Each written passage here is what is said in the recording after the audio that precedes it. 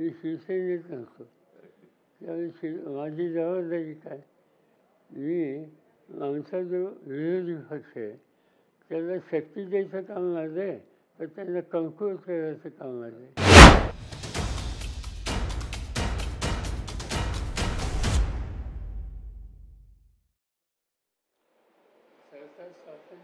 नाही कसं चर्चा करायची, असं काही केलं असतं तर तेवढं सरकार बघायला मिळालं असतं. त्याची एक गोष्ट सत्य नाही असं जर तुम्हाला दिसलं तर मला असं वाटतं अशा फसणार नाही, काही अर्थ नाही. ही गोष्ट खरी आहे की निवडणुका आणि तो कालावधी सोडल्याच्या नंतर कधी काही केंद्राचे मंत्री असोत, काही उद्योजक असोत, हे भेटत नाहीत असं मी काही म्हणणार नाही. आणि ही एक गोष्ट खरी आहे की अनेक वेळेला मी अजित पवार यांना घेऊनसुद्धा अनेकांच्या भेटी, त्यांना एक माहिती हवी, त्यांच्या वृत्ती व्हाव्यात या दृष्टीने करत असते. आणि अशा वेळेला म्हणजे देशाचे गृहमंत्री त्यांना मी एकदा काही 3-4 वेळेला भेटलं असते. शिष्टमंडळी घेऊन भेटलं. महाराष्ट्राच्या उसाचा धंद्याचे काही प्रश्न होते, त्या संदर्भात त्यांना मी जाऊन भेटलो, त्यांच्या घरी जाऊन भेटलो. शेवटी मी सार्वजनिक जीवनात काम करतो, संसदेचा सभासद आहे. लोक मतदारसंघात किंवा राज्यात काही इश्यूज रेज करतात आणि त्या इश्यूजनं काही मार्ग काढायची आवश्यकता असते. अशा वेळेला निर्णय घेण्याचा अधिकार असलेले जे घटक आहेत त्यांच्याशी सुसंवाद ठेवणं हे गरजेचं असतं. पण सुसंवाद ठेवला, भेटला, याच्यातून लगेच काहीतरी कारस्थानच करत होते असं म्हणण्यात काही अर्थ नाही. आणि म्हणून मी सुरुवातीलाच उत्तर दिलं की प्रत्यक्ष काय घडलं, असं काही घडलं का, असं काही राज्य स्थापन केलं का, मग हे नसेल तर असे प्रश्न काढायची कसं. पण मुळात यामध्ये अदानींचं नाव आल्यामुळे म्हणजे अमित शहाना भेटणं हे साहजिक आहे. राजकारणामध्ये वरिष्ठ पदावर बसलेल्या नेत्यांना भेटावंच लागणार. पण अदानींच्या घरी का भेटले हा एक खूप मोठा प्रश्न चर्चेला जातोय. तर त्याला काय उत्तर असेल तुमचं? अदानींच्या घरी मी अनेकांच्या घरी भेटतो. रतन टाटा होते त्यांच्याकडे सुद्धा त्यांच्या घरी कधी कधी भेटत असतो. किंवा महाराष्ट्रातले जे मुख्य उद्योजक आहेत किर्लोस्कर किंवा या लोकांच्या घरी मी अनेकदा जात असतो. आजही जातो कधी संधी मिळाली तर. आणि अदानी यांची महाराष्ट्रामध्ये मोठी इन्व्हेस्टमेंट आहे आणि मोठी इन्व्हेस्टमेंट त्यांचे आणखीन काही त्यांच्या काही नवीन प्रकल्प काढण्याचा विचार आहे. आणि महाराष्ट्रातली त्यांची जी इन्व्हेस्टमेंट आहे ती मी ज्यावेळी राज्याचा मुख्यमंत्री होतो त्यावेळेला गोंदिया आणि भंडारा या परिसरामध्ये विद्युत निर्मितीचे मोठे प्रकल्प त्यांनी टाकले होते. त्याचं उद्घाटन मीच केलेलं होतं.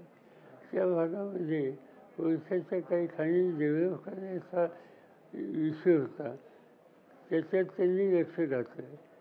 केंद्र सरकारने ते काम त्यांना दिलं त्यावेळेला.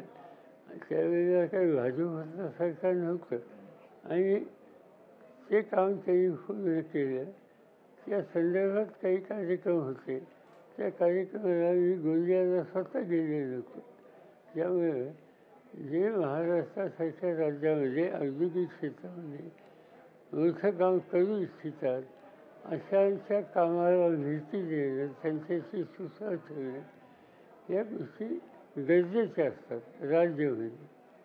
सर, राज्याच्या सगळ्या सध्याच्या राजकारणावर नजर टाकता आणखी एक प्रश्न येतो, तो म्हणजे रेवडीला जे विरोध करत होते ते आता उघडपणे जास्तीत जास्त लोकांना थेटपणे देण्यासाठी आणि मग लाडकी बहीण सारखी योजना असेल किंवा अनेक योजना या थेट बेनिफिट देणं अशा स्वरूपाचं जे राजकारण होताना पाहायला मिळतं, त्याकडे तुम्ही कसं बघतात? कारण राज्याची आर्थिक स्थिती ही डबघाईला आहे असं चित्र एकीकडे येतं आणि एकीकडे पैसा खूप मोठ्या प्रमाणावर वाटला जातो.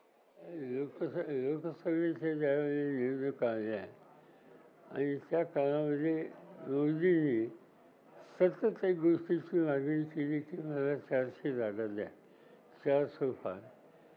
आणि ह्या 400 फारचा त्यांचा मागण्याचा आग्रह हा आम्हाला कोणा काही संशय निर्माण करणारा होता.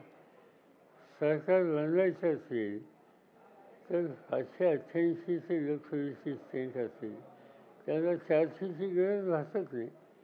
त्याच्यामध्ये 51% 55% लोक जरी आले तरी सुद्धा सरकार बनू शकते. असं असताना ते 400 म्हणत होते.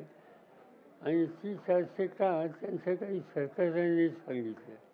त्यांचे ते हेगडे नावाचे सरकारी ते राज्यमंत्री होते आणि कर्नाटकातले होते. त्यांना प्रश्न हा विचारला होता तेव्हा त्यांनी स्वच्छ सांगितलं की जोपर्यंत 400 सदस्य आम्हाला मिळत नाही तोपर्यंत संविधानात आम्हाला काही परिवर्तन करायचे ते करता येणार नाही. अशा प्रकारचं त्यांच्या दुसऱ्या सरकारी राजस्थानमधल्या एक महिला संसद त्यांनी हेच उत्तर दिले होतं.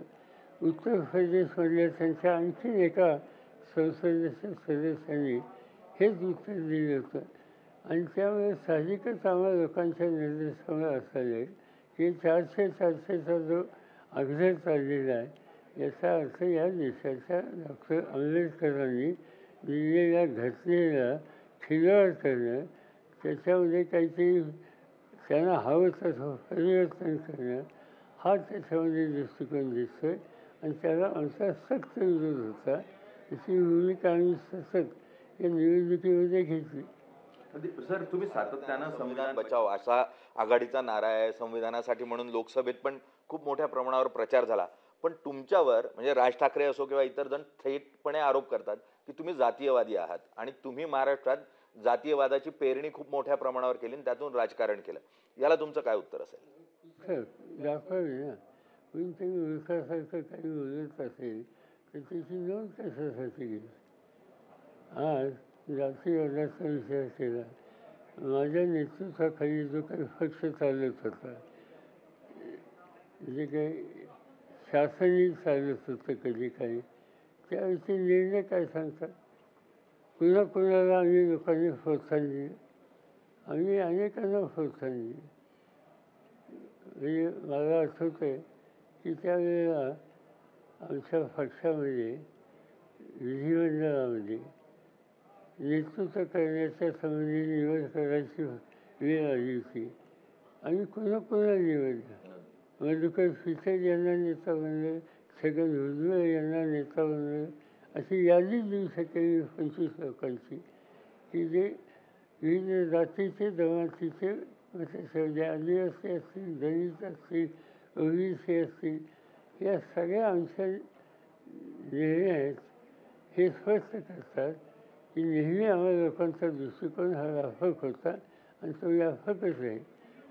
जे काही गृहस्थ बोलत आहेत राज ठाकरे त्याला आधार काय मला माहिती नाही.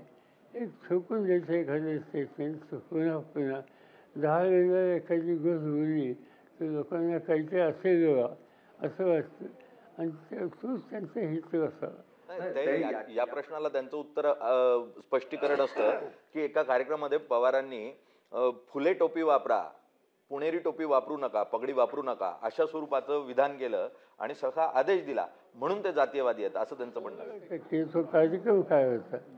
तो फुल्यांचाच कार्यक्रम होता. फुल्यांचा कार्यक्रम, फुल्यांच्या विचाराचा कार्यक्रम, त्यांचा सन्मान करण्याचा कार्यक्रम, ज्याच्यामध्ये मला स्वतःला फुले पदवी घातली, माझ्या वरच्या अन्य सहकार्यांना घातली. आणि त्यानंतर प्रश्न विचारल्यानंतर मी जरूर म्हणलं की माझ्याही लोक या ठिकाणी घातली याचा मला आनंद आहे. दुसरी तोफी हे काही कुठल्या जातीचं धर्माचंही लक्षण नाही आहे. आणि त्यामुळे फुलेच पदवी वापरा आणि त्याचा एक आनंद आहे अशा प्रकारचं वाक्य तुम्ही टाकलं तर लगेच आपण जातीवादी होतो. महात्मा ज्योतिबा फुले यांचा संबंध जीवनाच्या अक्षरशः समाजातल्या सगळ्या घटकांना घेऊन जाणार होता. त्यांनी कधीही जे सुलभ जातीवर आधारित अशी स्टेटमेंट केलेली माझ्या वाचनात नाही. आणि त्यामुळेच आम्हाला सगळ्यांच्या दृष्टीने ते एक आदराचं व्यक्त होत होतं. तर त्यांचा विचार, त्यांचा एकंदर राहण्याचा फेराव याबद्दल कुणी काही केलं तर लगेचच त्यांना जातीवादी म्हणून त्या संबंधीचे उल्लेख करायचे याला काही फारसा अर्थ नाही आहे. सर म्हणजे आता ठाकरेंचाच विषय निघालाय म्हणून पुढच्या प्रश्नाकडे येतो. छगन भुजबळ म्हणतात की शिवसेना जी पहिल्यांदा फुटली ती पवारांनीच फोडली, कारण माझ्यात काही ताकद नव्हती शिवसेना फोडण्याची, पवारांमुळे शिवसेना फुटली. मी कोणत्या भाषेत होतो, मी शिवसेनेत नव्हतो. त्यावेळी माझी जबाबदारी काय, मी आमचा जो विरोधी पक्ष आहे त्याला शक्ती द्यायचं काम माझं आहे, तर त्यांना कमकुवत करायचं काम माझं आहे. मला आमचा पक्ष हा मजबूत करायचा असेल तर त्या पक्षाला दुर्गावरणाच्या संबंधी काम करणाऱ्या ज्या शक्ती आहेत, ज्या संघटना आहेत, त्याच्यावर आमचा आघात राहणार. त्याच्यापेक्षा आपली शक्ती वाढेल कशी याची खबरदारी मी घेणार. आणि ज्या वेळेला आम्हाला लक्षात आलं की छगन भुजबळ आणि त्यांचे काही सहकारी या पक्षामध्ये अस्वस्थ आहेत, ते बाहेर पडायच्या नादात आहेत, ते संपर्क साधू इच्छितात, जरूर मी संपर्क साधला आणि त्याच्यामध्ये काही चुकीचं नाही.